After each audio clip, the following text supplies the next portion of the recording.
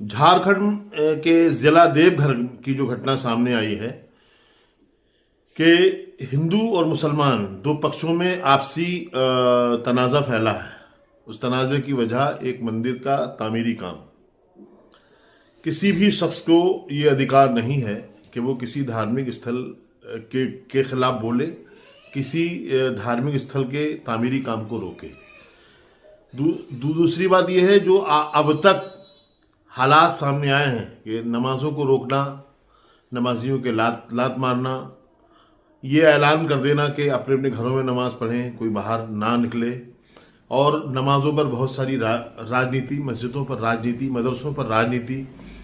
ज़रा से भी अगर कहीं पर दो चार हिंदू समाज के घर हैं और पूरी बस्ती मुसलमानों की है और वहाँ भी अगर मस्जिद बन रही है तो बहुत सारी अटकलें लगाने की कोशिश की जाती है। प्रशासन अक्सर पेशतर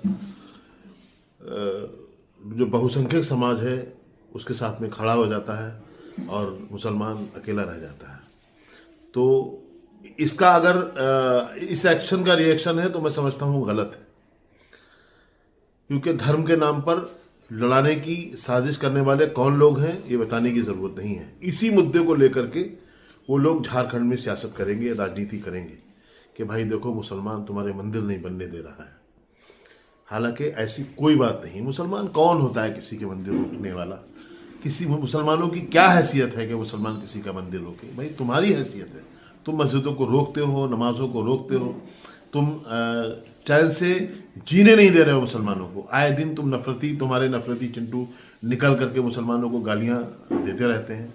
मुसलमानों के पैगंबर की शान में गुस्ताखियाँ होती हैं, कुरान और अल्लाह रसूल की शान में तमाम तरह के जुमले इस्तेमाल किए जाते हैं, लेकिन कोई कार्रवाई नहीं होती है। और यहाँ तक के संभल और बहराइच और दिल्ली के कई मामले ऐसे सामने हैं जिसमें मुसलमानों के साथ जुल्म बर्बरियत हुआ है। हल्द्वानी में हुआ है, मद्रास में हुआ है। तो मैं समझता हूँ कि ये किसी से छिपा हुआ नहीं है।